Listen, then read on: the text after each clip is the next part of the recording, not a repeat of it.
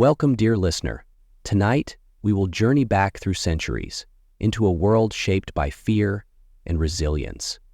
Imagine narrow cobblestone lanes, the hush of candlelight behind wooden shutters, and the faint sweetness of herbs drifting through the air. This is the story of how medieval villagers tried to protect themselves from the deadliest threat they had ever known, the plague. In the midst of panic and sorrow, they clung to perfumed masks and scented charms, hoping that fragrance could save them. Over the next 15 chapters, we'll trace their beliefs, their struggles, and the curious remedies that arose from desperation and hope alike. Settle in, take a slow breath, and let these old tales unfold gently around you. Chapter 1.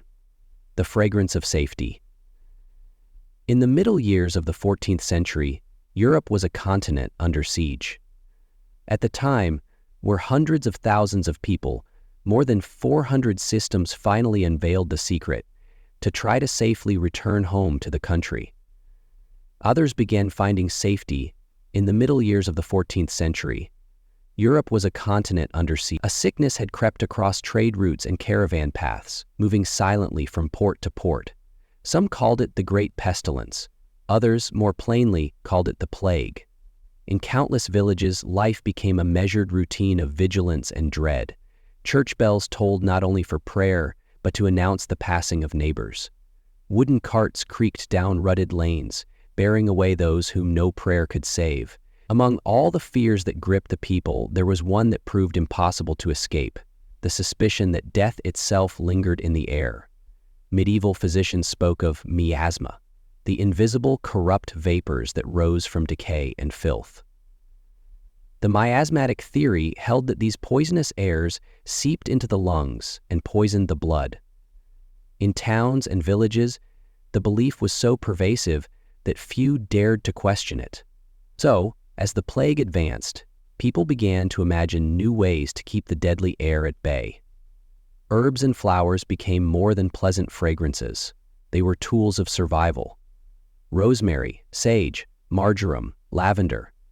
Plants long used in kitchens and sick rooms were gathered, dried, and bundled. Each had its own reputation for purity. If the air could be cleansed, perhaps the body could be spared. For wealthier households, apothecaries offered custom mixtures: petals steeped in vinegar, crushed spices blended into powders, rare resins imported from distant lands. Those who could afford them filled sachets and pouches, to be hung by doorways or worn beneath linen tunics. But among the most striking innovations was the perfumed mask. In some places, these masks were simple: scraps of cloth, soaked in vinegar or rosewater, tied over the mouth and nose. In others, they became elaborate constructions of leather or stiffened fabric shaped like a beak. This curious beak-like design, later known as the plague doctor mask, was not mere theatricality. The hollow space could be packed with fragrant herbs, meant to create a barrier against the miasma. While we often picture such masks in the hands of formally trained physicians, the idea itself was not limited to scholars or city doctors. In small villages where no formally educated plague doctor would ever set foot, families improvised their own versions. Imagine the scene in a modest cottage: a woman carefully stitching layers of linen together, her fingers raw from work. She takes a sprig of thyme from her kitchen shelf and crumbles it into the fold. A few cloves, a twist of rosemary, and a pinch of sage follow.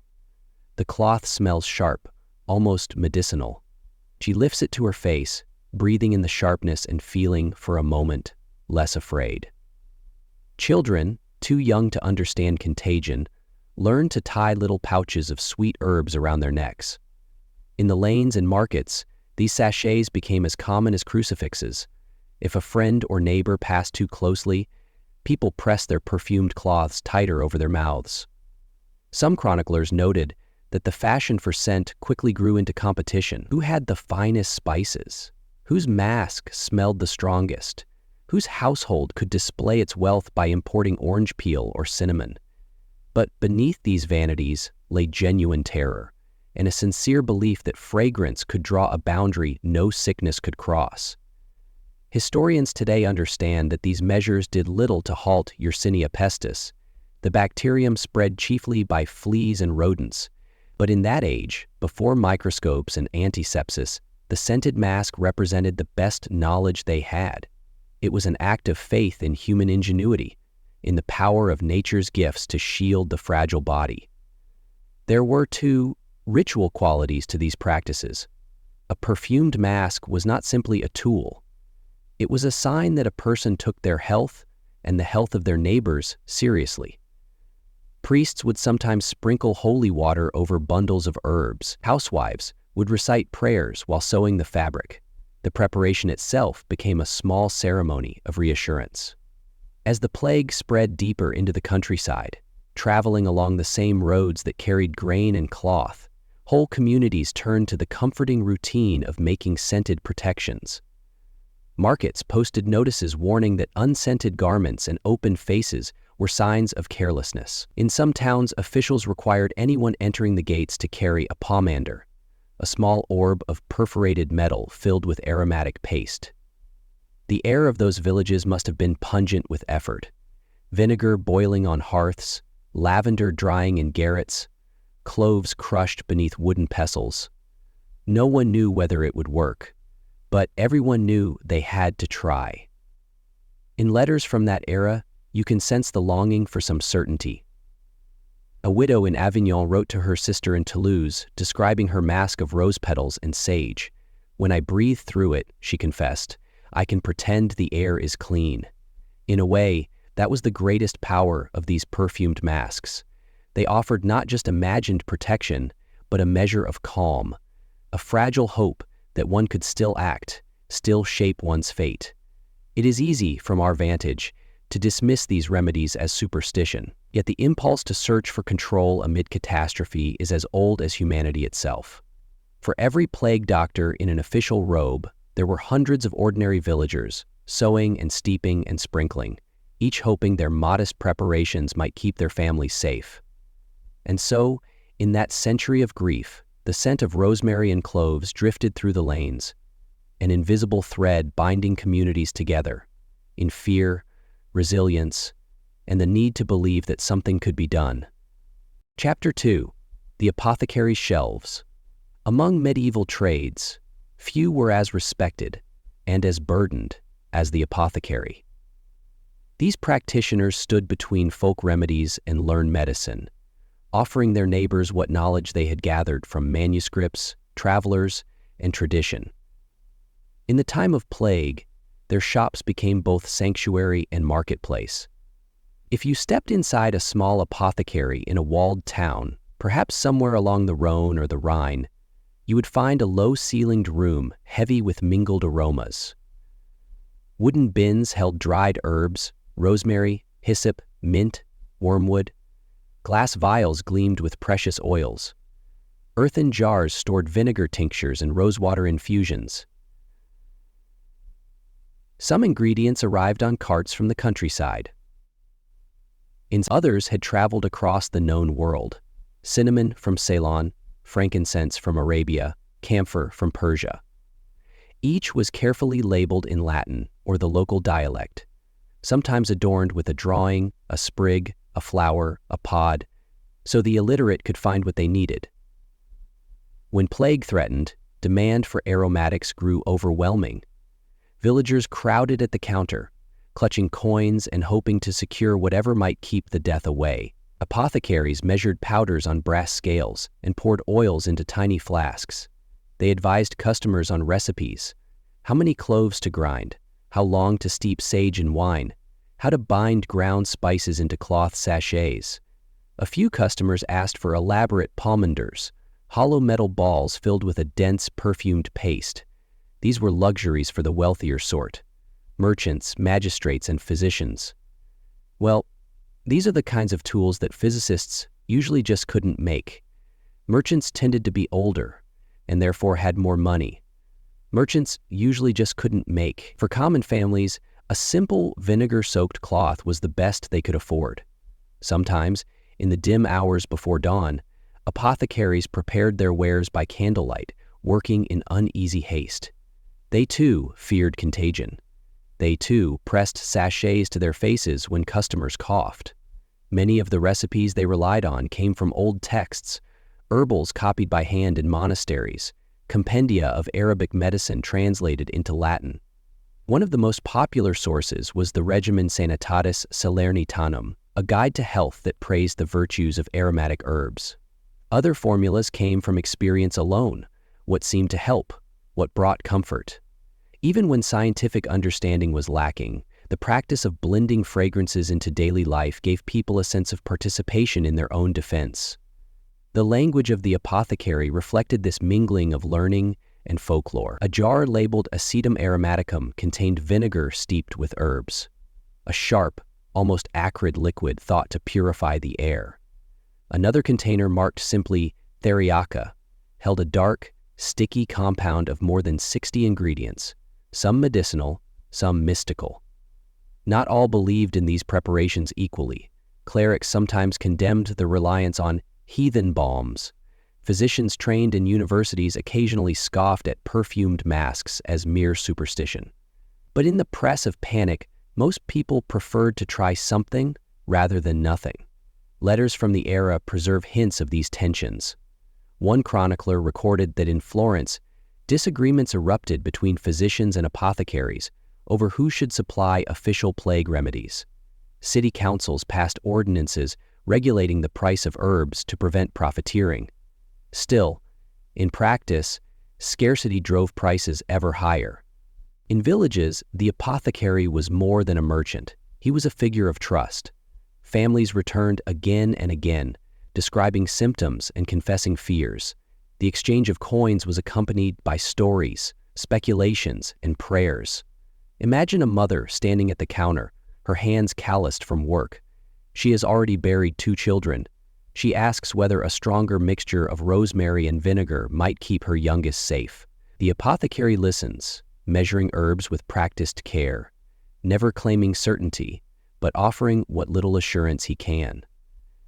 In those desperate months, the little shop became a place where hope was weighed by the ounce and poured into stoppered bottles. By the later waves of plague, some apothecaries began preparing masks themselves, layers of cloth impregnated with thick infusions. Recipes varied, but many included the same staples: camphor to clear the head, cloves for pungency, myrrh to sanctify. These masks, damp with aromatic vinegar, were tied snugly over mouth and nose. The scent was strong enough to sting the eyes, a sign, many believed, that the miasma had been defeated. In some towns, authorities ordered the public to wear such coverings in crowded markets or during processions. Even priests conducting funerals adopted them, their solemn prayers muffled behind perfumed linen. To modern eyes, this devotion to fragrance seems almost feudal, yet contemporary accounts speak of real comfort.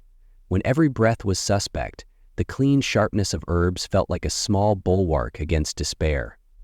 Over time, these practices left their mark on language and culture. In many parts of Europe, the word for plague remained linked to the scent of vinegar and rosemary. Folk songs from the era mention perfumed cloths alongside candles and prayers. Even today, the image of the beaked mask endures, a symbol not only of death, but of the human instinct to resist it, however imperfectly. As the apothecary locked his shutters at night, the air inside was thick with mingled odors, spice and vinegar, fear and faith.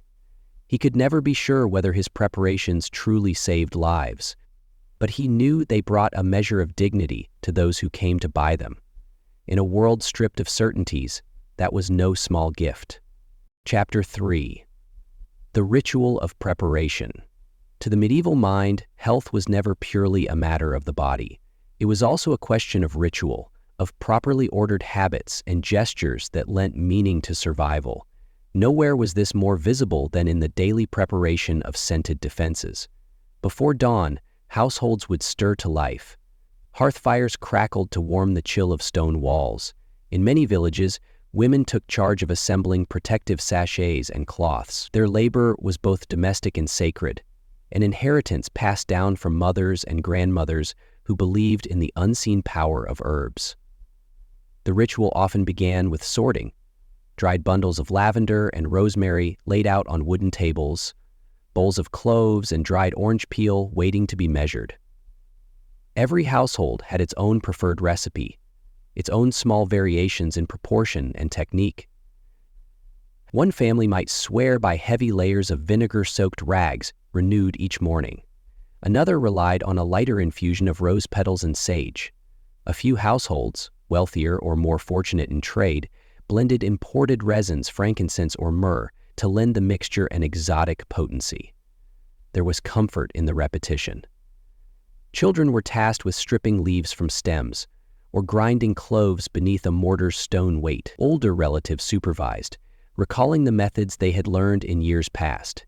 And so, in the quiet of those mornings, the ritual unfolded. Herbs sorted and weighed, cloths laid flat, cut to size, bowls filled with vinegar or wine, warmed gently by the fire, hands moving with practiced precision, stirring, folding, tying. When the cloths had absorbed their fill, they were wrung out and draped to dry, sometimes over racks near the hearth, sometimes across the backs of chairs, sometimes over racks near the hearth, sometimes across the backs of chairs. The air grew pungent, heady with spice and sourness. Each step carried a kind of reassurance. In a world where no one could see the enemy, these preparations felt tangible, proof that something, anything, was being done. Some families recited prayers as they worked, a simple litany. God preserve us from the pestilence. Saint Roche, shield us. Saint Sebastian, intercede. For others, the ritual was more practical than pious. They believed the power lay in the herbs themselves, not in any invocation. Neighbors might share their mixtures, passing bundles over low fences or sending children to deliver them. In the press of shared fear, generosity took on new urgency. To hoard your herbs was to tempt ill will, or worse, to be blamed if sickness crept in. Occasionally, a traveling peddler arrived, his cart laden with extra supplies. The arrival of such a figure caused a stir. Everyone hoped for cloves or camphor to bolster their stores. Transactions were swift, sometimes whispered. Prices climbed as word of new plague cases spread. In some villages, local authorities tried to regulate these exchanges, worried that desperation would incite hoarding or deceit. Officials appointed inspectors to verify that the peddlers sold unadulterated goods, but oversight was imperfect, and rumors flew whenever a family fell ill, despite their scented precautions. Once the masks and sachets were ready, families stored them in wooden chests lined with linen. They were precious now, as important as food or firewood. When a household member left the safety of home to fetch water, to tend animals, to collect alms at the church, they tied a fresh cloth across nose and mouth. The moment they returned, the covering was removed, aired, and set aside for the next day. Among wealthier townsfolk, preparations could be even more elaborate. In cities like Florence or Venice, specialized artisans crafted leather masks fitted with brass eye holes and a curved beak. Inside the beak, compartments held sachets or small lumps of aromatic paste. To step outside in such a mask was to declare both status and vigilance. Chronicles describe how markets filled with these beaked figures, each exhaling the fierce perfume of cloves and vinegar. Yet even simpler coverings were respected. A humble cloth, darkened by repeated soaking, was a badge of care. To go uncovered invited suspicion that you were reckless or worse, contagious. Despite the sorrow that hung over every village, the ritual of preparation brought a measure of order. It allowed families to focus their energies, to feel, if only for an hour, that they were not helpless. When the plague ebbed and the bells fell silent, the scent of vinegar and herbs lingered in empty lanes. Some burned the remnants, fearing contamination. Others packed them away in chests, reminders of a time when every breath seemed perilous. Over time, the memory of those rituals settled into folklore. Generations later, villagers spoke of the season when every home smelled sharply of cloves and rosemary. Old stories claimed that the families who prepared their sachets most faithfully were spared. Whether true or not, these tales carried a lesson. In the face of unseen danger, Even the smallest act of care could shape the story of survival. And so, each dawn, the ritual was renewed, a quiet ceremony of resilience, repeated as long as fear endured. Chapter 4. The Scented Processions. And in these processions, fragrance played an unexpected role. It might begin with a single tolling bell in the twilight. From their homes, men and women emerged with slow, deliberate steps, their faces hidden behind cloths or masks. Some held candles. Others carried wooden crosses or icons of the saints most closely associated with healing. Saint Sebastian, pierced by arrows yet miraculously preserved. Saint Roche, the pilgrim who had survived the plague through divine favor. Between them drifted children, clutching sprigs of rosemary or lavender. These herbs were not merely tokens of piety. They were considered powerful agents against foul air. The air itself was thick with smoke. Parish priests and lay brothers swung censers, releasing clouds of incense to sanctify the path. Apothecaries and herbalists sometimes joined in, scattering handfuls of dried herbs across the cobblestones. The mingled scent of frankincense, sage, and clove wrapped the procession in a pungent shroud. In some towns, civic leaders decreed that every participant must carry a sachet of aromatic herbs or wear a perfumed mask. This was both a precaution and a demonstration. To walk unprotected was an affront to the collective effort. Imagine the procession from a distance, a wavering line of flickering lights, punctuated by the pale shapes of masks and the glint of brass censers. The chants rose and fell, sometimes ragged with fear, sometimes swelling into a defiant hymn. The words often blended prayer with the language of protection. From pestilence, famine, and war, deliver us, O Lord. Let this fragrant offering rise as a shield. There was a conviction that such acts, public, visible, shared, could tip the scales of fate. Chroniclers recorded how in some villages, these processions were repeated weekly or even daily, as long as the plague lingered. And though few dared to say it aloud, many believed that the strength of their devotion was measured by their willingness to endure the terror of gathering together. Yet even in this shared ritual, divisions appeared. Wealthier participants sometimes wore more elaborate protections, thick layers of linen, costly pomanders filled with imported resins. The poor made do with simpler cloths, sometimes soaked in little more than vinegar and rosemary. Still, for those who joined the procession, the sensation was the same: the sting of scented cloth against the nostrils, the dampness of breath behind the mask, the faint reassurance that in unison they might resist what none could resist alone. Observers described how the processions left their mark on the town long after the participants dispersed. The air along the route smelled heavily of incense and herbs for hours.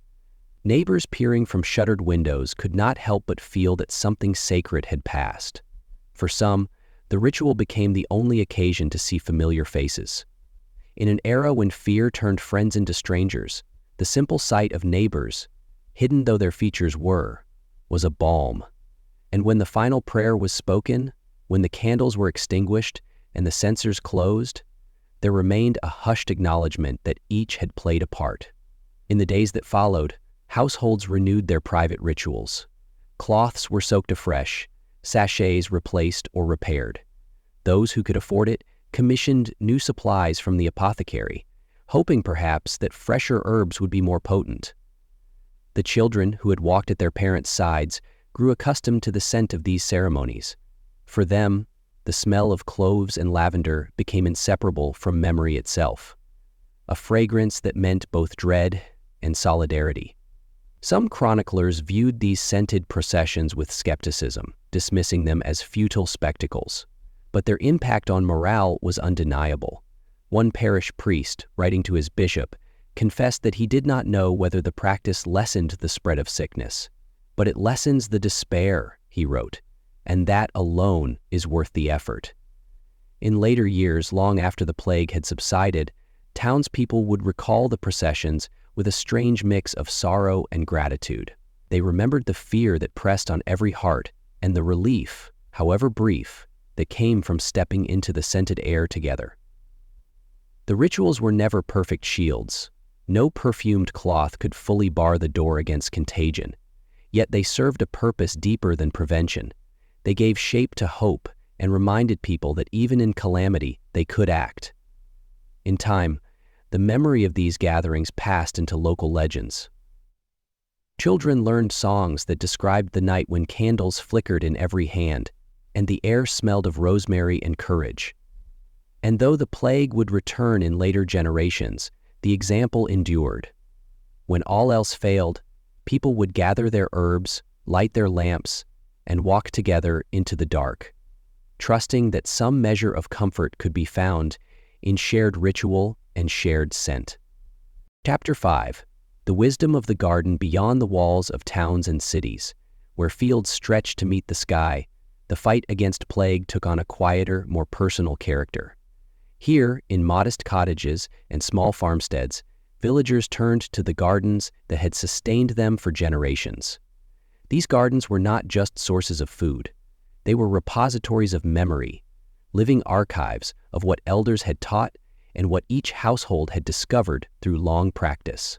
Most rural families kept plots of medicinal herbs beside the rows of cabbages and beans. It was here, in the soft hush of early morning, that many found the materials they believed might save them. Rows of lavender lifted their purple heads toward the sun. Clumps of rosemary thrived in the poor soil near the cottage walls. Clary sage, with its pale blossoms and resinous fragrance, grew in tangled profusion. Each plant had its reputation. Lavender was thought to purify the air and calm the mind. Rosemary strengthened the spirit and warded off melancholy. Sage, gathered before the dew had dried, was especially prized for its cleansing power. In the first light of dawn, villagers carried baskets among the beds, clipping stems with care. Children helped, learning which leaves to choose and which to leave behind. These harvests were both necessity and inheritance, a way to hold fast to what their forebears had trusted. Once gathered, the herbs were spread on cloths to dry. The air around the cottage filled with their mingled scent, a fragrance that seemed to promise protection. Some households prepared their masks and sachets from what the garden yielded alone. Others traded with neighbors, exchanging a bundle of rosemary for a clutch of thyme, or a handful of dried sage for a small pouch of cloves. In the fall, a thick scent. There were those who believed that fresh herbs, newly cut, held more power. Each morning they replaced the old sprigs in their masks, never letting the scent grow stale. Inside, women heated vinegar over the hearth and poured it into shallow bowls. Into this hot liquid went sprigs of lavender and rosemary, releasing an aromatic steam that filled every corner of the house. Many believed that breathing this scented vapor cleansed the lungs. Some hung cloths above the bowls to soak up the fumes before tying them across their faces. These rituals were deeply practical, yet they carried an element of devotion. To care for the garden was to participate in a long tradition of faith in nature's gifts. It was also, in a time when so little could be controlled, an act of agency. Visitors to these villages often remarked on the pungency of the air. Even from the road, one could catch the sharp tang of vinegar and the sweetness of lavender drifting through open shutters. To outsiders, it might have seemed quaint or futile, but to those who lived each day under the threat of contagion, the garden was as vital as any wall or gate. Some households kept small manuscripts, dog-eared herbal guides passed down through generations. In their pages, carefully inked in Latin or vernacular script, were instructions for preparing infusions, poultices, and scented cloths. In the margins, ancestors had scribbled notes: use fresh rosemary if possible, or replace daily during illness. These annotations were part of the family's collective memory, a record of what had helped, or seemed to help, in times of sickness. There were even folk beliefs that certain plants could sense the approach of disease. Hellas said, yes, there's something so profound about this that I find myself pondering. Tell me how you've lived. Certain plants could sense the approach of disease. Some claimed that lavender would droop before plague entered a household. Others believed that rosemary turned bitter. Whether superstition or observation, these ideas shaped how gardens were tended and how harvests were timed. One chronicler described how, during an especially severe outbreak, villagers began to plant extra rows of lavender and sage, hoping the abundance would grant additional protection. At harvest time, neighbors gathered to help one another. Bundles of herbs were carried to every doorstep.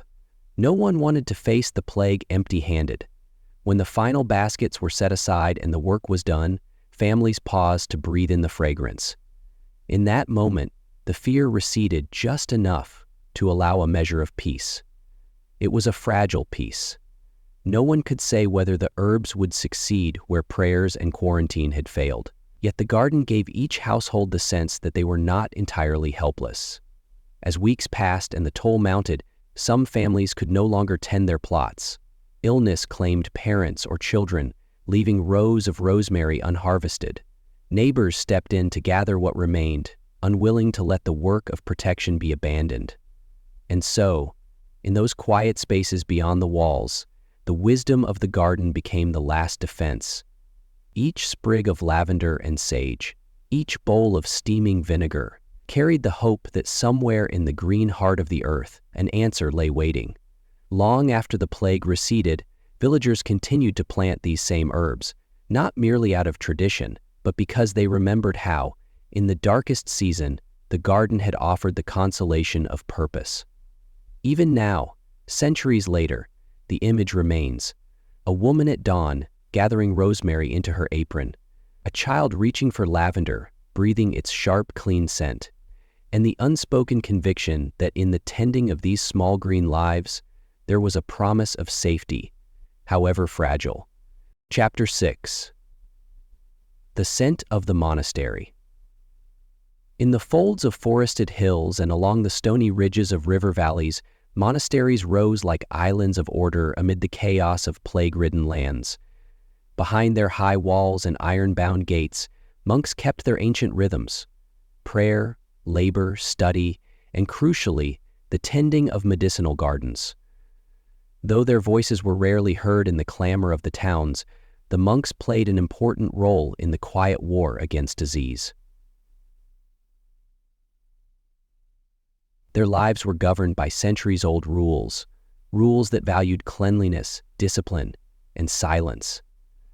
These alone may have offered some small protection from the pestilence, but beyond that, it was their knowledge of herbs and their dedication to preserving it that gave them a special place in the story of perfumed defenses. Within the monastery, daily life followed a strict order. Before sunrise, the brothers rose to chant the first prayers of the day. Afterwards, some went to the scriptorium, others to the kitchens, and a handful to the herb garden, a sacred plot where rosemary and rue grew beside chamomile and bay. These monastic gardens were carefully designed, often divided into quadrants by narrow paths, with each section dedicated to a specific type of plant: healing herbs, aromatic shrubs, culinary greens, and even flowers for church altars. The herbarium, often a small stone room with thick walls and narrow windows, was the heart of monastic medicine. Inside were shelves of dried herbs in linen bundles, ceramic jars labeled in Latin, and wooden drawers filled with fragrant powders. Here, monks prepared tinctures, salves, and, when plague loomed, perfumed cloths and herbal sachets.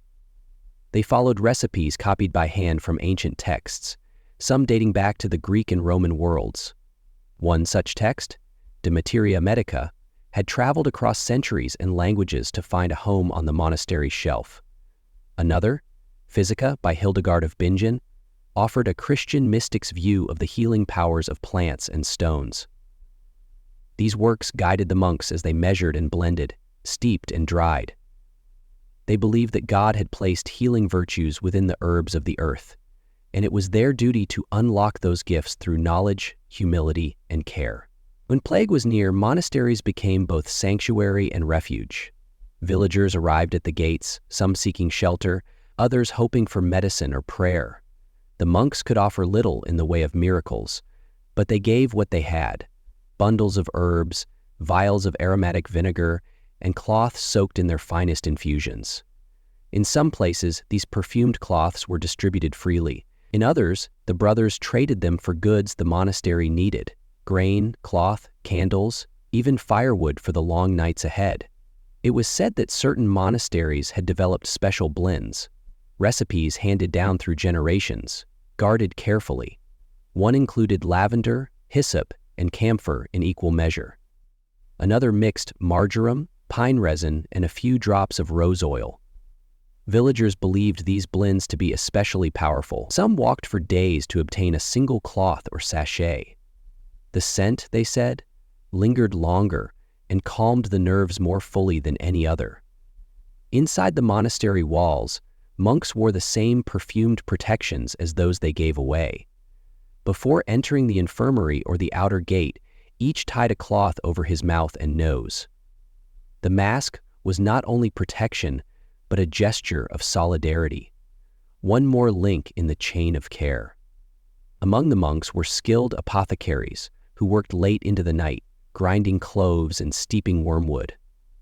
Others worked in silence alongside them, preparing packets of herbs to be sent to nearby parishes.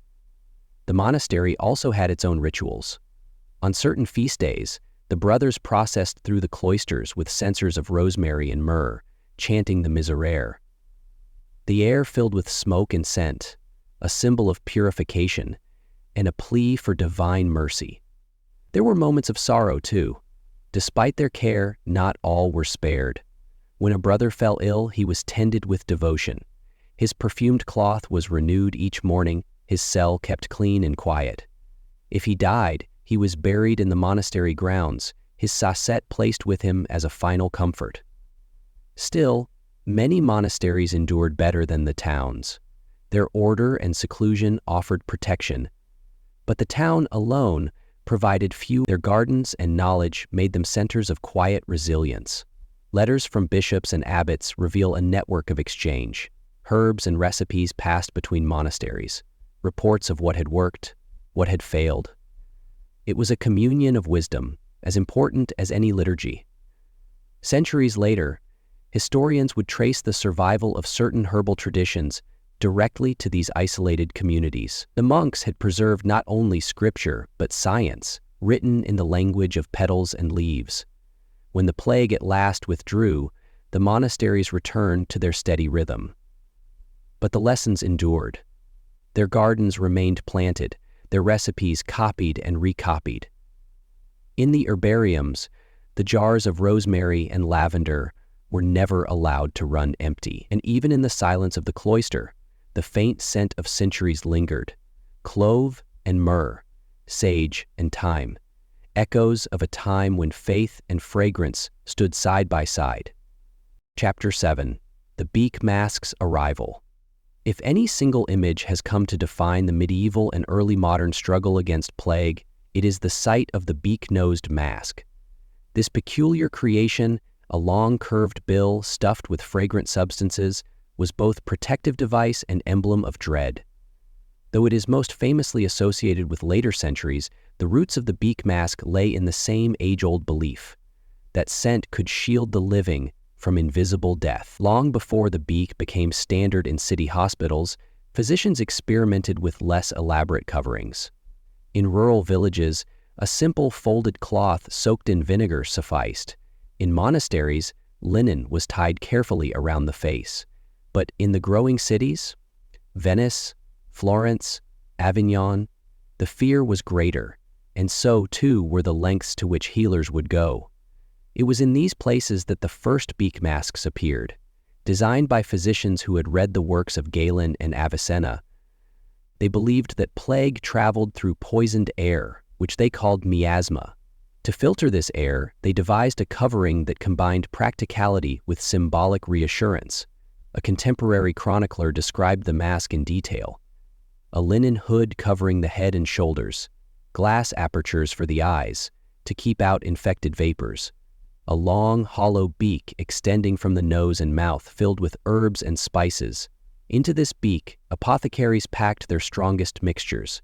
Into this beak, Apothecaries packed their strongest mixture. Cloves, rosemary, and camphor were favorites, chosen for their sharp, penetrating scent.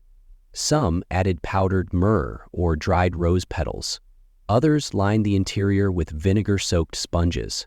The mask was held in place by leather straps. Beneath it, the physician wore a waxed overcoat, gloves, and boots. In one hand, he carried a staff to examine the sick without touching them. In the other, he might hold a pomander or a small vial of aromatic vinegar. For those who glimpsed these figures moving along cobbled lanes, the sight was unforgettable. Children cried when the beak appeared in a doorway. Adults fell silent, unsure whether the physician's arrival meant hope or the nearness of death. Yet the mask was not only a talisman of fear, it was also a mark of status. To commission such a garment required wealth and connections. Town councils sometimes paid for masks to equip public physicians.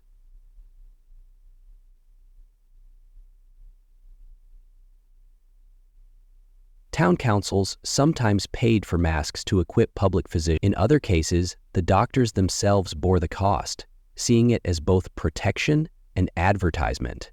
Accounts from Avignon record how the arrival of the Beak Mask inspired imitation among the affluent. Wealthy merchants ordered similar coverings, shorter in the bill, lined with cheaper herbs, but nonetheless impressive in appearance. Some believed that merely wearing such a device proved their seriousness in avoiding contagion. Among the common people, opinions were divided. Some respected the beaked physicians, certain that their elaborate dress showed learning. Others mocked them in verse and song, calling them raven doctors or plague birds. One popular ballad told of a physician who strutted through the square, convinced his mask rendered him invincible, only to succumb in his own chambers. The song was cruel, but it hinted at a truth. No covering, however ingenious, could guarantee safety. Still, in an era of uncertainty, the Beak Mask represented an effort, however desperate, to master the unseen. Those who wore it often described its discomfort. The herbs inside grew damp and clumped together. Breathing was labored. Speech became a muffled drone. Yet, many believed the suffering worthwhile. One physician wrote to a colleague, "I have worn my mask without fail these 6 weeks. Though the scent is sharp and the air grows hot within the beak, I feel that I am less exposed to the corrupt humors." In practice, the mask also served a psychological purpose. It separated the healer from the afflicted, marking the physician as both participant in and observer of the tragedy. When entering a plague house, the physician moved like a figure from some other world, shrouded, faceless, and inexorably calm. The staff he carried was both tool and symbol. With it, he pointed to the sickbed, lifted coverings, even tested a patient's breathing without drawing too near. In this way, the Beak Mask became part of a choreography of care, each gesture carefully measured to avoid contagion. Some chronicles describe how patients took comfort in the strong, familiar scents. To breathe in cloves and camphor was to be reminded that some form of order still existed, even in the midst of horror. Others, however, recoiled from the sight. The mask's resemblance to a carrion bird seemed to mock their suffering. It was said that in certain villages, families refused to admit the beaked physicians, preferring the simpler ministrations of neighbors and priests. Over time, the mask's design was refined. The beak was lengthened to hold more herbs. Glass panes were replaced with clearer crystal. Leather straps were improved to reduce chafing. But the principle remained unchanged.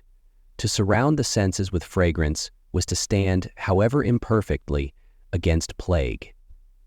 As months turned to years and the plague returned in waves, the Beak Mask passed into legend. In paintings and woodcuts, it became shorthand for all the terrors of the Black Death.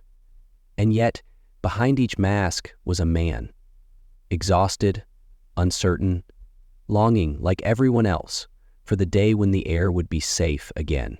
Chapter 8. The Perfumed Ledger. As the plague spread across Europe, not only healers and monks recorded its passing, Merchants, too, began to keep ledgers, carefully inked records of the goods that passed through their hands. Among the most sought-after commodities were the ingredients needed to fill masks and sachets. At first, the perfume trade was a small business. Apothecaries and spice sellers had always catered to wealthy households who prized sweet-smelling pastilles and jars of rosewater. But when rumors of the plague's return reached the ports, demand grew almost overnight. Ships laden with bales of cloves, barrels of vinegar, and sacks of dried herbs arrived at quays in Genoa, Marseille, and London. Longshoremen worked by torchlight to unload them. Merchants jostled for position, eager to claim as much stock as possible. The Perfumed Ledger began here, a simple book bound in leather, its pages ruled into neat columns. Date of arrival, quantity purchased, customer's name, sum paid. Some entries were ordinary. 1 pound dried rosemary for Signor de Conti. Others hinted at fear. 20 beakers distilled vinegar, paid in coin and silver plate. At the start, prices were steady. But as the pestilence advanced, the costs soared. Cloves doubled in price within a month. Camphor became so dear that only the wealthiest physicians could afford to fill their beaks with it. Even common rosemary, which once grew abundantly in kitchen gardens, fetched a small fortune when dried and bundled. Merchants sometimes hesitated to profit openly from this desperation. Others saw no shame in raising their prices. "We risk contagion to bring these goods," one wrote, "and so our reward must match our peril." One ledger survives from a merchant in Avignon. It records in small, crabbed script each transaction in those terrible months. 2 ounces clove for the notary's household, 5 bundles rosemary sent to the Sisters of St. Clair, 6 measures camphor delivered to the apothecary near the bridge gate. Between the lines, you sense the rising panic. Each purchase was not a luxury, but a bulwark against annihilation. One could argue that God is one without our potential. So merchants employed runners to carry goods directly to customers. These boys, scarcely more than children, were paid a few coins to carry fragrant bundles through streets where the air felt poisoned. They worked quickly, dropping parcels at doors and hurrying away before the bell of morning tolled. Some customers were too poor to buy in quantity. They pooled their coins with neighbors, sharing a single bag of cloves or dividing a small bottle of vinegar among several families. At times, competition turned ugly. Chronicles describe disputes in market squares, women grappling over the last bundle of dried sage, men shouting accusations of hoarding. Officials were forced to intervene, declaring fixed prices or reserving shipments for hospitals and monasteries. Yet the ledger shows that even in fear, generosity could flourish. One entry notes a noblewoman who bought herbs not for herself, but for a nearby convent. Not only did she stop paying her own fare, but people, on account of the price pegged to hers, paid hers over. One woman gave herbs not for herself, but for a nearby convent. Another records an anonymous gift, 10 pounds of rosemary, left at the city gate for any who had need. For the merchant, the perfumed trade was both boon and burden. Profits rose, but so did the weight of expectation. Every day, the same questions returned. Would the next shipment arrive before supplies ran out? Was the cargo truly untainted? Ships were inspected before unloading, their holds fumigated with burning rosemary. Still, rumors spread that disease clung to the spices themselves. A bale of cloves might carry death hidden beneath its sweet aroma. To reassure buyers, some merchants sealed their parcels with wax imprints, a mark of purity, or so they claimed. Others wrote certificates, attesting that no illness had been reported aboard the vessel. The ledgers grew thick with entries, each line a testament to the ways people clung to hope. Even the humblest household felt they must have at least a scrap of perfumed cloth, a handful of herbs. In the city, the smell of vinegar and spice became so pervasive that some said the air itself had turned bitter. A traveler arriving from the countryside would catch the scent long before he saw the city walls. At night, the merchant locked his storerooms with iron keys. He knew that desperation might drive honest men to theft. Sometimes, as he drifted to sleep, he wondered whether the next dawn would bring more buyers or the silent wagons that trundled through the lanes collecting the dead. But each morning he rose, unlocked the doors, and prepared new parcels. The ledger lay open on his table, awaiting fresh names and figures. He never claimed his wares were miraculous. He knew no clove or vinegar could guarantee survival, yet he also knew that in the act of buying and preparing, people felt less powerless. Years later, long after the worst had passed, the merchant's descendants kept the ledger. The pages smelled faintly of the same herbs once so coveted. When they turned the parchment, they saw more than commerce.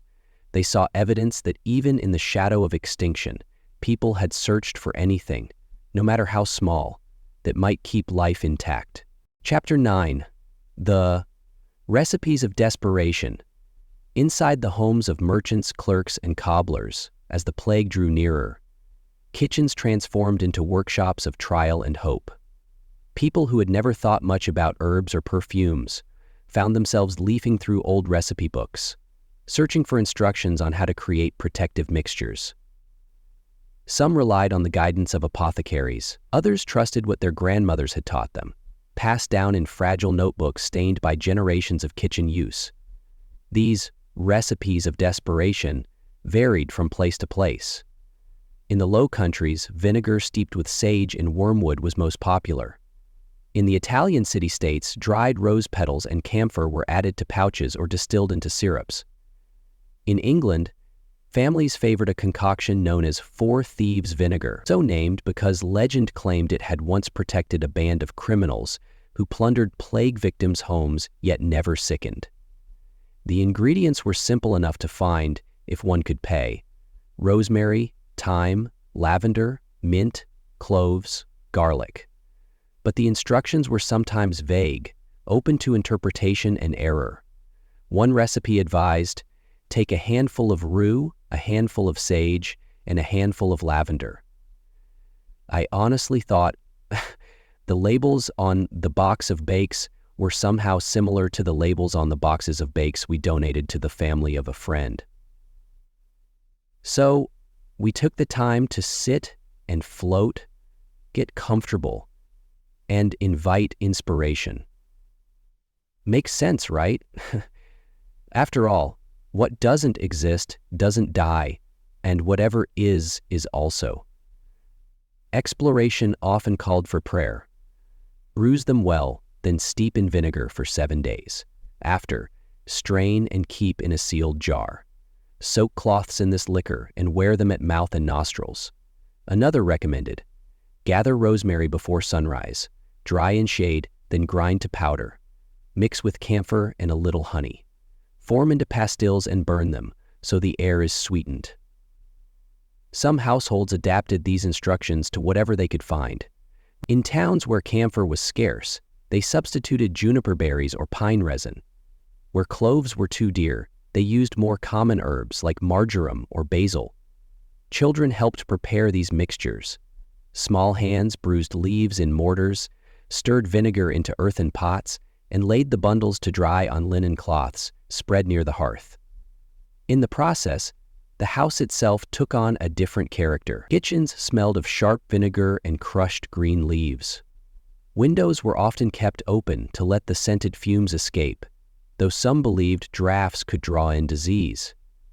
At night, the vessels rested on shelves, clay jars sealed with wax, glass bottles stoppered tightly.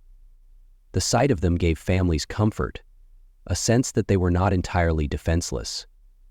When the plague struck hardest, these recipes were prepared again and again, each batch a small act of resistance. In some homes, the sick lay breathing through cloths soaked in herbal vinegar, convinced that the sharp tang could keep their lungs clear.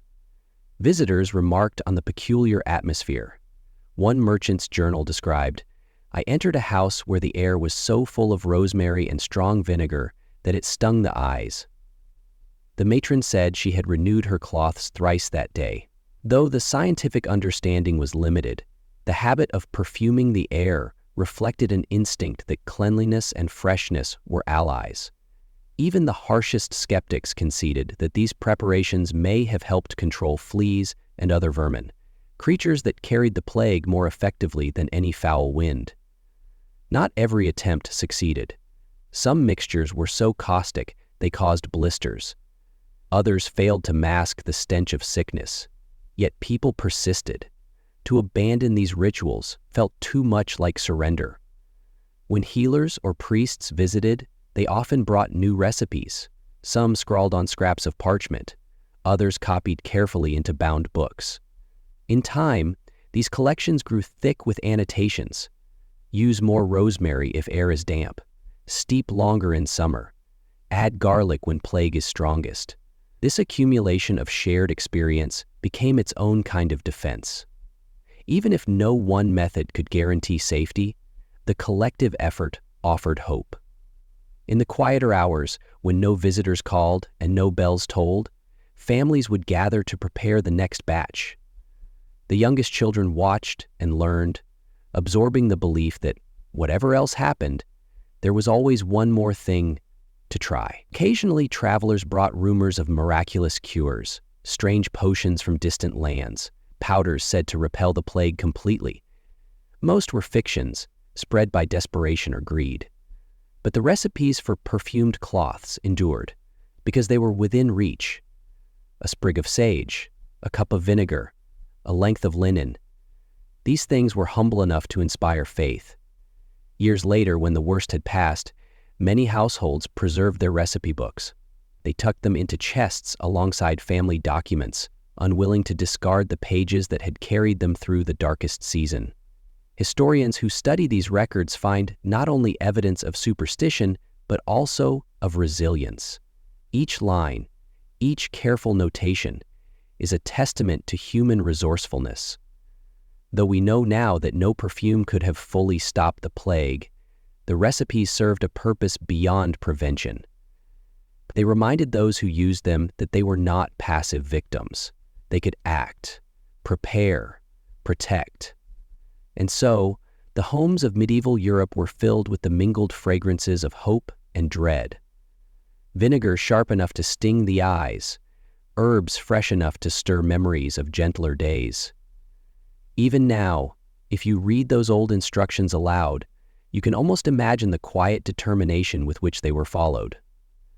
The sound of a knife chopping rosemary, the scrape of a mortar, the rustle of linen lifted to the face, small gestures repeated over and over that together formed a bulwark against despair. Chapter 10. The Healer's Debate. As plague waves swept across Europe, healers of every rank, physicians, apothecaries, barber surgeons, and herbalists, found themselves debating not only treatments, but the very causes of contagion. It was an argument that touched every layer of society, from royal councils to village crossroads. In crowded cities, licensed physicians in their academic gowns clung to theories drawn from Galen and Avicenna. They insisted that miasma, foul air arising from corruption, was the true origin of the disease. To combat it, they prescribed perfumes, herbal smoke, and the perpetual cleansing of rooms with vinegar. The physicians were men of learning. Their bookshelves held costly volumes with Latin titles, De Contagione, Regimen Sanitatis, Salernitanum, Liber Pestilentialis. When patients summoned them, they arrived in solemn procession, carrying their beaked masks and their staffs, exuding authority and a faint scent of cloves. But theirs was not the only voice. In every town were unlicensed healers, women known for generations as wise women or cunning folk. These practitioners had no degrees, but they knew the properties of sage and rosemary, how to distill vinegar tinctures, and when to gather plants by the moon. To the common people, their counsel often felt more immediate and less costly. A villager might visit a cunning woman to buy a sachet of dried lavender or to have a protective charm prepared. The physicians scoffed at these superstitions, calling them dangerous. Yet even among the learned, there was no consensus. Some doctors maintained that plague traveled by the air alone. Others insisted that bad humors in the body had to be purged by bleeding or purging powders. Their arguments spilled into pamphlets and public proclamations. One tract recommended the burning of juniper and rosemary in every chamber. Another insisted that nothing but isolation could help. A third proposed a blend of vinegar, cloves, and crushed emeralds, an extravagance few could afford. In monasteries, apothecaries quietly compiled their own observations. They knew that some who kept perfumed cloths sickened regardless. And this dissenter didn't simply sit. They noted that those who maintained cleaner households and avoided crowds sometimes survived. Their records were cautious, written without claims of certainty. In the year of our Lord 1349, the use of rosemary was widespread, yet many perished all the same. It is concluded that herbs may comfort the spirit, but not always preserve the flesh. In the marketplace, debate became action. Town councils passed ordinances requiring every household to hang perfumed sachets by the door. Vinegar sellers could not keep up with demand. Some cities paid men to carry braziers of burning herbs through the streets, hoping the smoke would cleanse the air. Within families, the arguments continued in softer voices. Should they spend precious coin on cloves? Was it better to burn rosemary or to boil vinegar? If someone fell ill, should they be isolated in a separate chamber, or was it more merciful to stay near them? These were not questions asked lightly. Every decision felt like a wager with death. In some regions, healers met in guild halls to share knowledge. They spread out their recipe books and debated which mixtures were most effective. Arguments were frequent. A physician might dismiss a folk remedy as ignorant nonsense. An herbalist might counter that their patients fared no worse than those bled and blistered by university men. At the heart of these quarrels lay the same unspoken fear. No one truly understood the plague. Yet despite their disagreements, all healers relied in some measure on perfumed protections. Whether learned doctor or cunning woman, they shared the conviction that sweet scents and sharp vinegars offered the best hope against poisoned air. In one notable case, chronicled in the archives of Venice, the city council ordered an experiment. Half the plague ward would be treated with nothing but isolation and prayers. The other half would be given cloths soaked in a potent blend of rosemary, sage, camphor, and garlic vinegar. After weeks, the records showed little difference in survival. The physicians declared the results inconclusive. The people, desperate for any reassurance, continued to buy the perfumed remedies all the same. For many, the scent of cloves and rosemary became a form of solace. Even if the herbs failed, they gave the mind something to grasp. In a world of uncertainty, a clear, clean smell was proof that one could still act, still resist. Sometimes, healers visited plague houses together, one in a black robe and beaked mask, another with a basket of herbs tied in a linen kerchief. To the family inside, it hardly mattered whose philosophy was correct. All that mattered was that someone came. As the years passed, the debates never fully ceased. New waves of disease brought fresh pamphlets and proclamations. Some physicians quietly admitted that folk remedies had their place. Some herbalists began copying learned treatises into their own collections. The lines between tradition and science blurred. What remained constant was the habit of perfuming the air, an instinct older than any university, rooted in the belief that nature's gifts, properly used, might yet hold the power to save. And so, the healers' debate continued, filling the cities and villages with competing voices, some proud, some humble, all searching for answers in a world that refused to yield them. And of the Spell of the Whisper Can, written by Jesse Jameson, narrated by Tim Joles, and activated by the cushy cover of Purple Silk Cotton.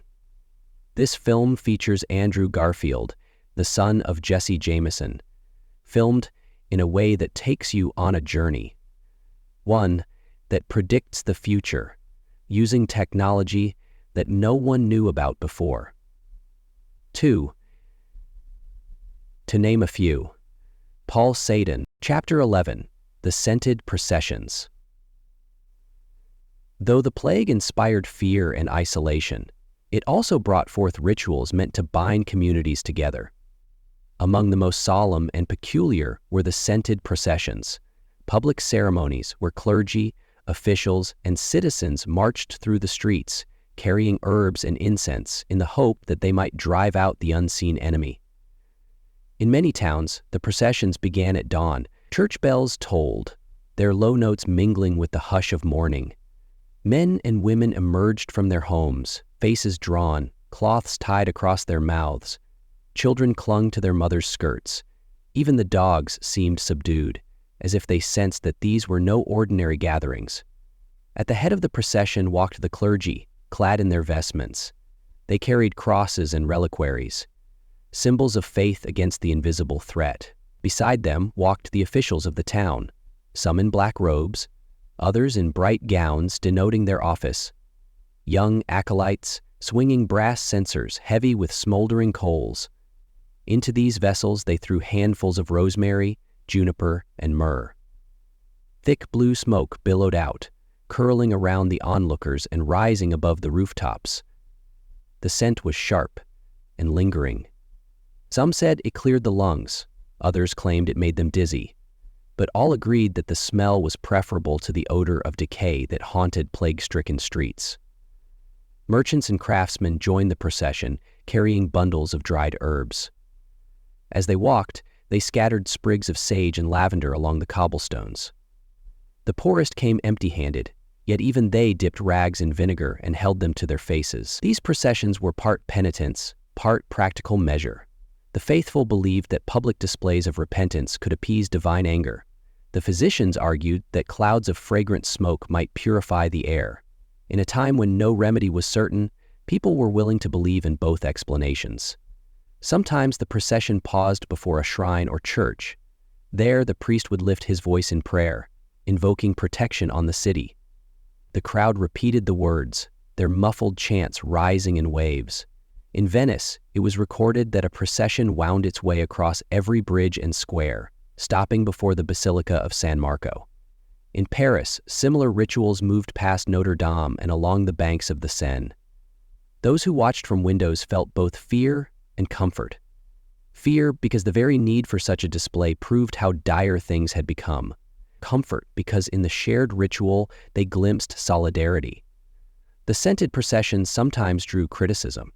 Physicians who believed in stricter quarantines warned that crowds could spread contagion more efficiently than any foul wind.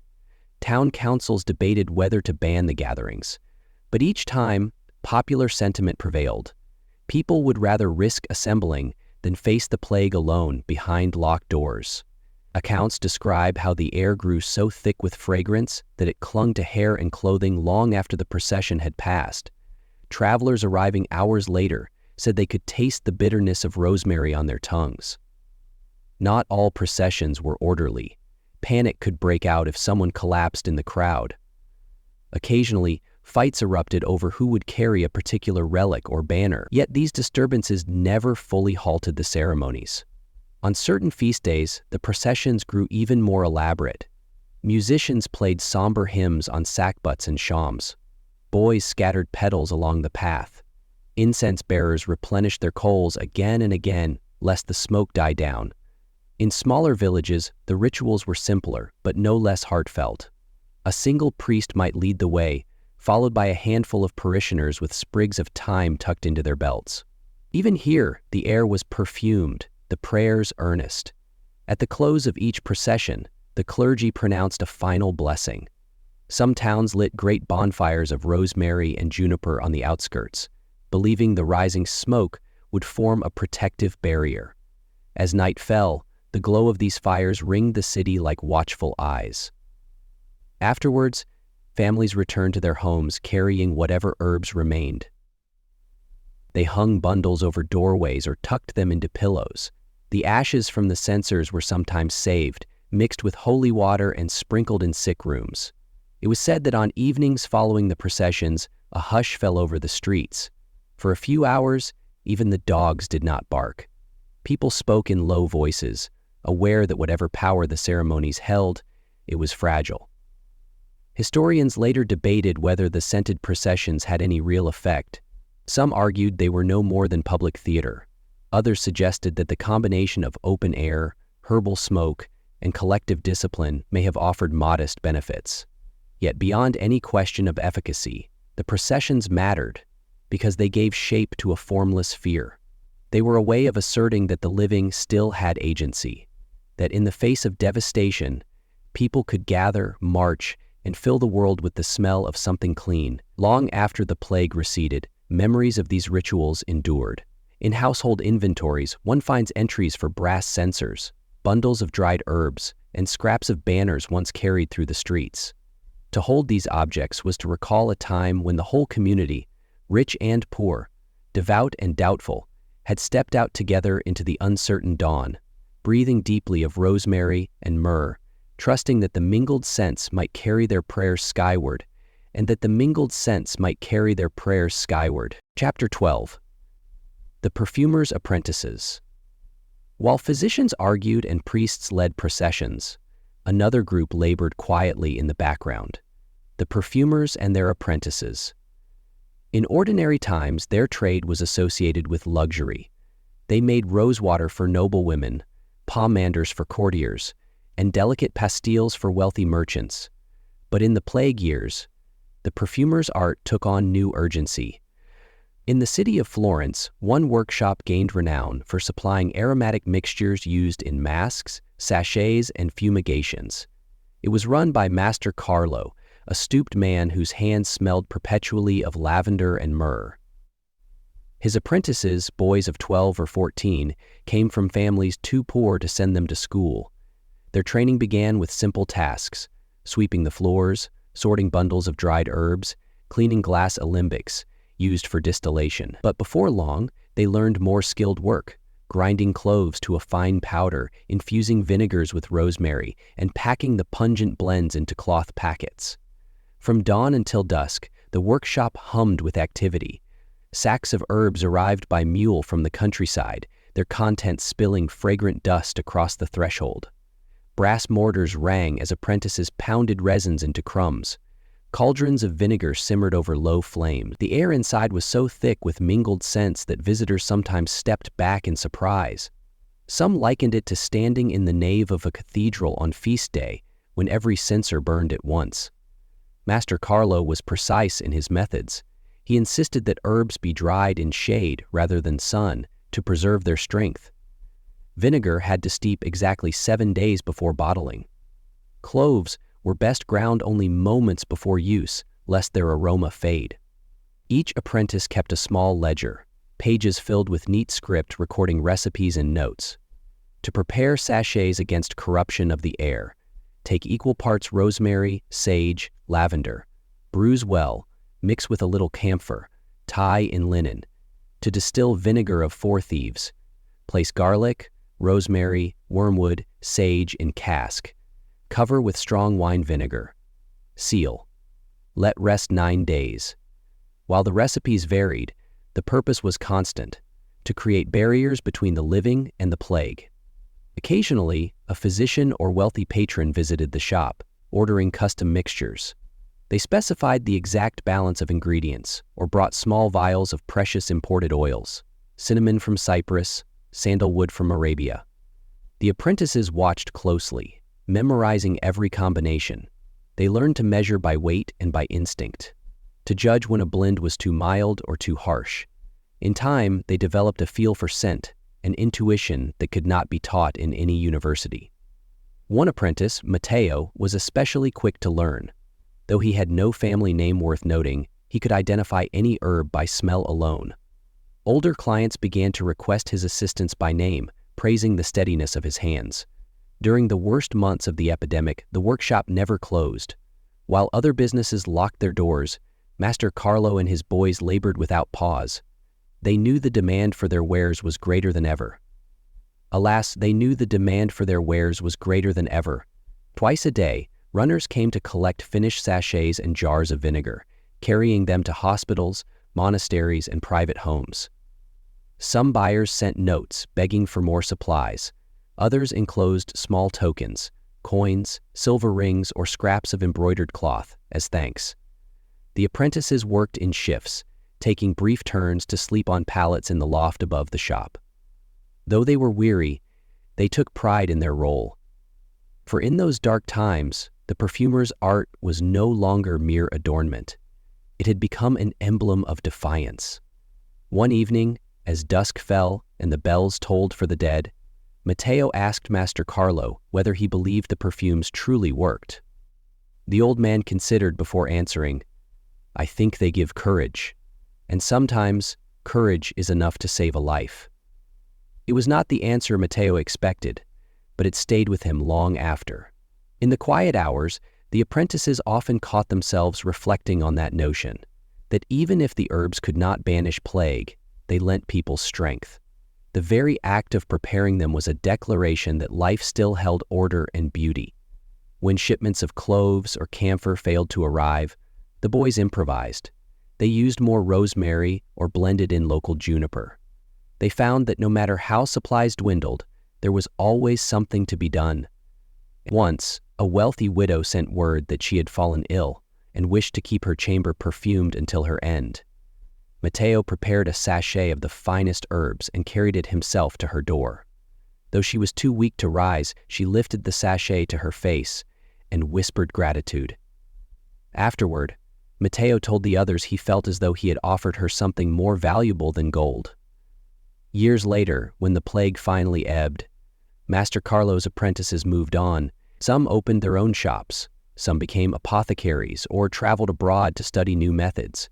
But all carried with them the memory of those years, the mingled scents, the ceaseless work, and the knowledge that in a time of dread, even the simplest tasks could be acts of service.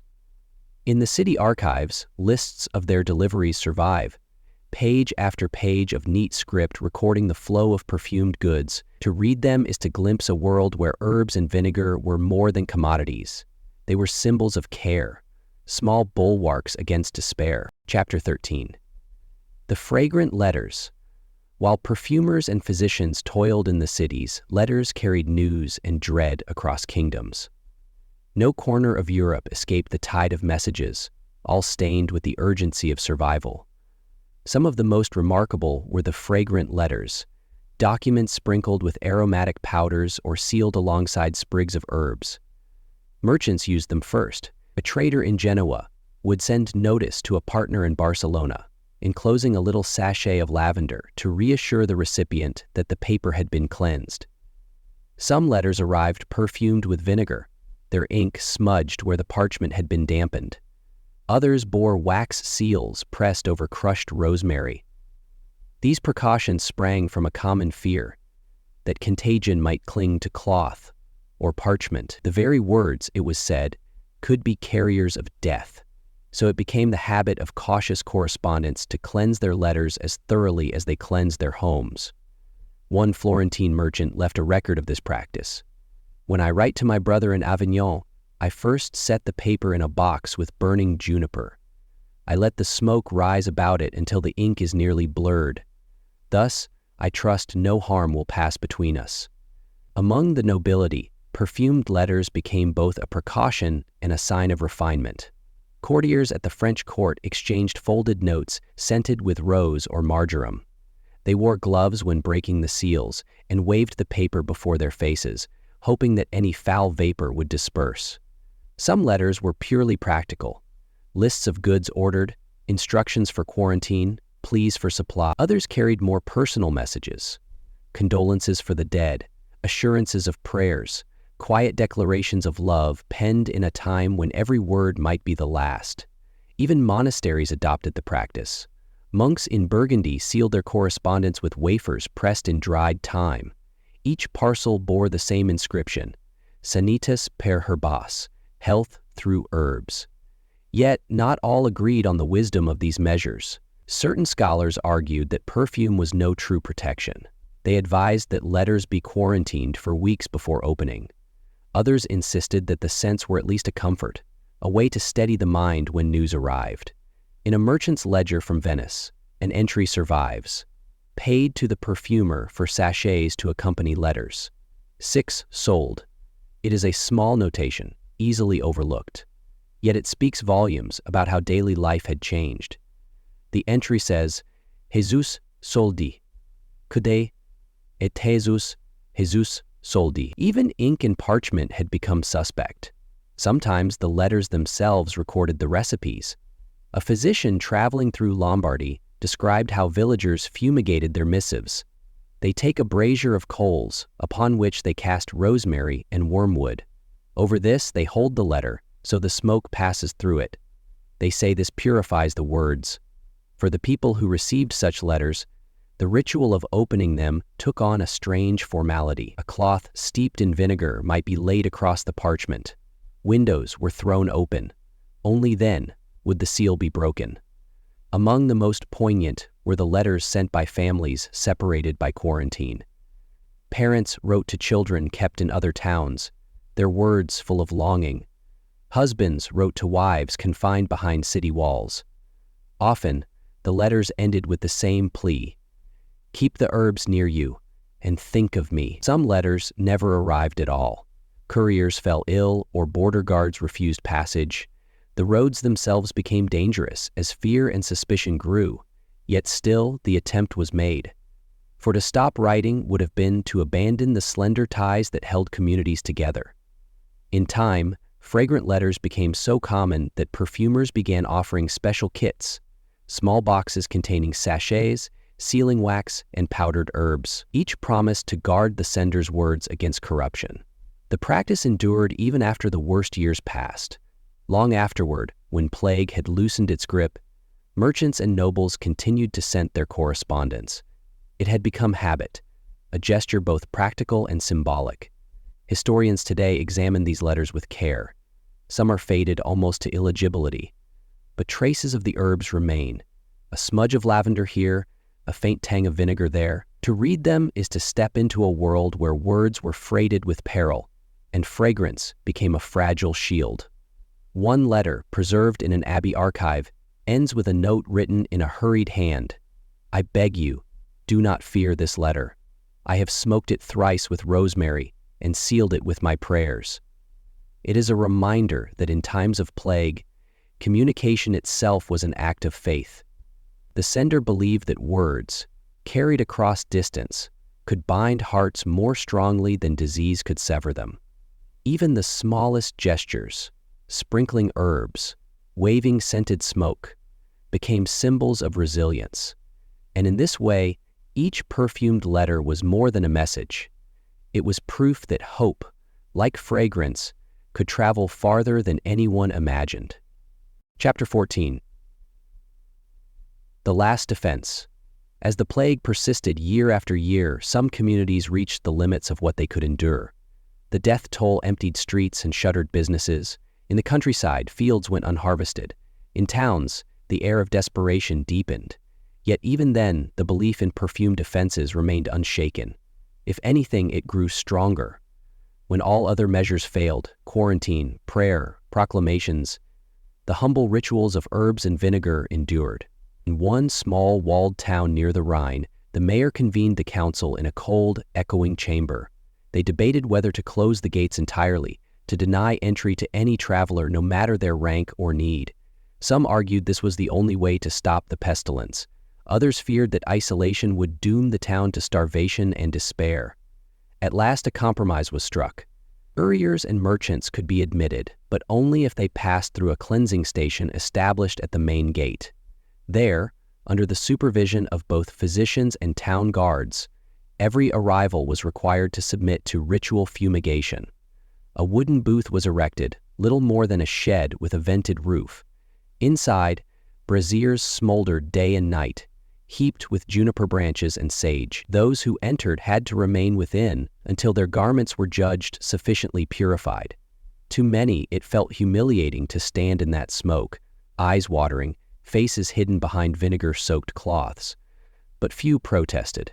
Pride had become a lesser concern than survival. Once the cleansing was complete, visitors were handed sachets of dried herbs to wear around the neck. The same practice spread to households within the walls. Children too small to carry a pouch were given tiny amulets stuffed with lavender, stitched into scraps of linen. An account from a traveling scribe records, "In that place, every man, woman, and child bears the smell of vinegar and rosemary.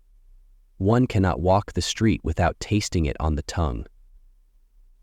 Some said the constant fragrance became almost comforting, a sign that the community was united in purpose. Others could not bear it and fled to the countryside, seeking purer air. Meanwhile, in the town's church, the clergy organized daily blessings of herbs. Parishioners brought what they could: bunches of thyme from abandoned gardens, sprigs of marjoram gleaned from hedgerows. These offerings were piled high on the altar. At the close of each service, the priest would light a bundle and walk the aisles, waving the smoke over bowed heads. The ritual did not guarantee safety, but it offered the consolation of shared ceremony. Even the poorest households did what they could. A widow with no means to purchase spices gathered wild rosemary along the road. She dried it carefully and laid sprigs across her threshold. Another family boiled vinegar with garlic and carried the steaming pot from room to room. Visitors found the effect startling. One chronicler wrote, "The reek of these herbs clings to every surface, yet the people say it is the only thing that gives them courage to rise each morning." At night, the town fell silent except for the crackle of braziers. In many homes, the sick lay in chambers perfumed with whatever mixtures their families could devise. The walls absorbed the scents until it seemed the stones themselves exhaled rosemary. Though no records prove that these measures saved lives, the people believed in them with fervor. And sometimes, belief alone can shape destiny. In the last hard winter before the plague receded, the perfumers who had once supplied luxury goods turned their skills entirely to these protections. Their shops no longer sold rosewater or fashionable pomanders. Instead, every vessel held vinegar tinctures, camphor blends, and bundles of dried herbs. One perfumer kept a tally. "In this month alone, I have prepared 300 sachets, 200 bottles of infused vinegar, and 60 measures of pastilles to be burned." His ledgers survive to this day, a testament to how even a humble trade could become a lifeline. Outside the town walls, farmers who dared approach brought cartloads of rosemary, thyme, and sage in exchange for food or coin. The guards inspected each bundle before admitting it. More than once, arguments flared over the quality of the herbs, but each time, the need for supplies won out over suspicion. In time, the small walled town became known for its determination. Travelers spoke of it as the place where no one surrendered, where the air was so full of fragrant smoke that the plague itself seemed reluctant to linger. When at last the contagion began to ebb, the cleansing booth at the gate remained in place for many months. People could not bring themselves to dismantle it. To do so felt as if they might invite the sickness to return. It was only in the second spring, when no new deaths had been recorded for many weeks, that the council finally decreed the braziers be extinguished. Even then, some residents continued to wear their sachets of herbs. Historians now debate whether these practices had any measurable effect. Some point out that fumigation and vinegar may have discouraged fleas, unwittingly reducing transmission. Others argue the benefits were largely symbolic. Yet no one disputes that in the face of terror, the townspeople found a way to keep faith. The fragrance that saturated every home and street became more than a precaution. It was a reminder that life still offered order, purpose, and the possibility of survival. And so, in the last months of the plague, the perfumed defenses, humble, improvised, and persistent, stood as the final barricade between hope and despair. Chapter 15. The Lingering Scent. When at last the plague loosened its grip on Europe, relief came quietly. There were no proclamations declaring final victory, no feasts to mark the end. Instead, the signs were small and slow. Fewer church bells tolling at dawn, fewer carts bearing the dead through the city gates, fewer faces hidden behind vinegar-soaked cloths. Yet even as life cautiously resumed, the legacy of the perfumed defenses remained. For years afterward, the smell of rosemary and vinegar haunted the streets, clinging to walls and doorways as if the memory of those terrible days refused to be swept away. In many towns, the perfumers never returned to making mere luxuries. Their workshops continued to produce herbal sachets and tinctures. Customers, accustomed to the comfort of these preparations, demanded them long after the plague had retreated. In Florence, Master Carlo, the stooped perfumer whose apprentices had labored so faithfully, kept his shop open until the final season of his life. He never ceased instructing newcomers in the careful blending of herbs. His apprentices, grown now to skilled craftsmen themselves, carried his methods across Italy. Some established their own workshops. Others took employment with physicians or noble households, where the demand for plague preparations persisted. It was not only the perfumers who preserved these habits. Families kept sachets hanging near their doors, believing that even if the contagion did not return, the scent was a safeguard against lesser illnesses. Churches stored bundles of dried lavender with their vestments. City councils retained the practice of fumigating public spaces during outbreaks of fever. Among the nobility, the practice evolved into a kind of fashion. Wealthy ladies wore pomanders not merely as charms against disease, but as emblems of refinement. The artisans who crafted these devices, little spheres of silver or carved wood filled with fragrant compounds, found themselves in demand again, this time for more elegant purposes. And yet, beneath these refinements lay an enduring memory of desperation. A chronicler in Paris observed, "Even now, when we breathe rosemary, we remember the year when it was all that stood between us and death." In villages and towns, stories about the plague years were passed from one generation to the next. Grandparents told grandchildren how the air once grew so thick with perfumed smoke that the sun seemed blurred. They spoke of physicians in beaked masks, of processions winding through deserted squares, of neighbors who vanished behind bolted doors. Often, these memories were recounted in the same rooms where herbs still hung from rafters, silent witnesses to what had passed.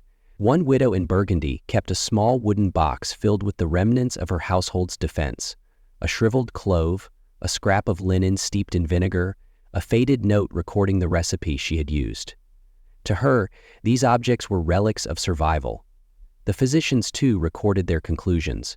Some finally admitted that perfumed barriers alone could not halt contagion.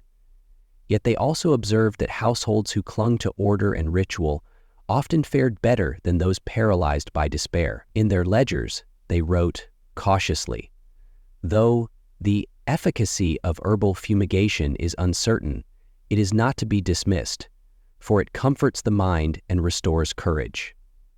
In the years that followed, Europe gradually forgot the worst of the plague. Markets filled again with goods from distant ports. Children once more played in the alleys. Bells tolled more often for weddings than for funerals. But whenever illness returned, even a minor fever, people instinctively reached for their sachets and vinegar jars. The lessons of those years were not easily unlearned. Historians now speak of that time as an age of superstition, of practices shaped by fear and ignorance. And yet to dismiss the perfume defenses as mere folly is to overlook their deeper meaning. For in every sachet tied above a threshold, in every brazier filled with juniper and sage, there was a declaration: life must be defended, even when defeat seems certain. When travelers passed through the towns where the plague had raged most fiercely, they often remarked that the air still smelled faintly of rosemary. To the residents, it was a familiar scent, part of the fabric of their daily lives. It reminded them how close they had come to ruin and how they had endured. In the end, the lingering scent was not only the memory of fear, but also of resilience. It was the fragrance of people who, in the absence of understanding, had chosen action over surrender. And perhaps that was the most remarkable legacy of all, that in a time of darkness, when faith and science offered only partial answers, communities turned to the simplest tools: herbs, vinegar, and courage, and in doing so, preserved not only their bodies, but their spirit. So, when the last sachet finally crumbled to dust, when the final braziers were extinguished, the memory remained, a testament that in the face of catastrophe, humanity will always find something to hold on to. even if it is only the clean, sharp scent of rosemary carried on the evening breeze. Long shadow of plague, medieval communities did what humans have always done. They sought meaning, comfort, and protection in the tools at hand. Though time and science have moved forward, their story reminds us that resilience often begins with simple acts: gathering herbs, lighting a brazier, holding fast to shared rituals. Perhaps, in our own uncertain times, we can draw strength from their example. Even when knowledge fails, the impulse to care for one another endures. If you found this story meaningful, consider subscribing to our channel for more explorations of forgotten histories and the small, hopeful choices that shape the human experience. Until next time, may the lessons of the past inspire you to face each day with courage and a little kindness.